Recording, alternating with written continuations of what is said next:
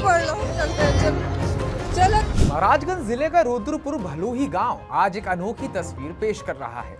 एक तरफ सरकारी आदेश जो कहता है कि गांव का प्राथमिक विद्यालय अब 1 किलोमीटर दूर करतौनी में शिफ्ट हो चुका है, तो दूसरी तरफ स्कूल के गेट पर रोते हुए बच्चे जो अपनी मैडम से गुहार लगा रहे हैं, मैडम जी गेट खोल दो, हम तो यहीं पढ़ेंगे, कहीं और नहीं जाएंगे।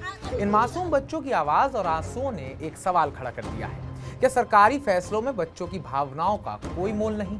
आइए इस दिल को छू लेने वाली कहानी को आसान तरीके से समझते हैं, जो न सिर्फ रुद्रपुर भलूही के गांव के बच्चों की है, बल्कि हर उस एक बच्चे की है जिसके सपने कागजों के फैसलों में कहीं खो जाते हैं। नमस्कार, मैं उत्कर्ष प्रताप सिंह और आप देख रहे हैं TV9 भारतवर्ष।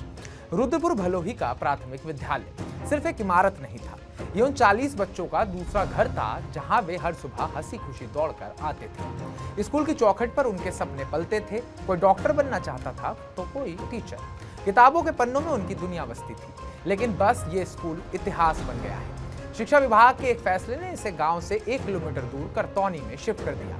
जब स्कूल की प्रधानाचार्य जरूरी कागज लेने पुराने स्कूल पहुंची तो वहां का नजारा देखकर उनका दिल भी पसीज गया। स्कूल के गेट पर बच्चों की भीड़ जमा थी। कुछ बच्चे गेट को पकड़कर रो रहे थे, कुछ चिल्ला रहे थे, मैडम जी हमें यहीं पढ़ना है। इन नन्हे बच्चों की आंखों में आंसुओं के साथ एक सवाल भी था, हमारा स्कूल हमसे क्यों छीन लिया, क्यों लिया गया ये फैसला? शिक्षा विभाग का कहना है कि स्कूल को शिफ्ट करने का फैसला संसाधनों के बेहतर उपयोग और प्रशासनिक सुविधा के लिए लिया गया है।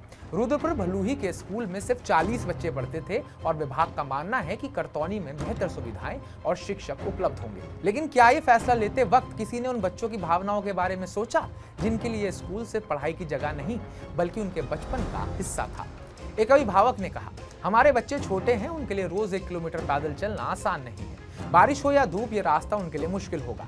कई अभिभावकों का कहना है कि अगर स्कूल गांव में ही रहता तो बच्चों को सुरक्षित और आसानी से पढ़ाई का मौका मिलता।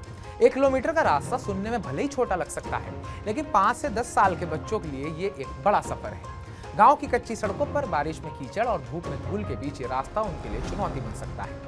कई बच्चे ऐसे हैं जिनके माता पिता दिन भर खेतों में काम करते हैं, ऐसे में बच्चों को स्कूल भेजना अभिभावकों के लिए भी मुश्किल होगा।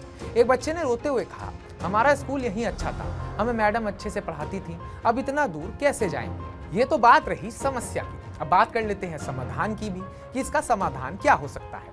इस कहानी को सुनकर एक बात तो साफ है, बच्चों की भावनाओं और उनकी सुविधा को नजरअंदाज नहीं किया जा सकता। कुछ संभावित समाधान जो हो सकते हैं, स्थानीय स्कूल को मजबूत करा जाए। रुद्रपुर भलूही के स्कूल में शिक्षकों और संसाधनों की कमी को दूर करके इसे फिर से शुरू किया जा सकता है।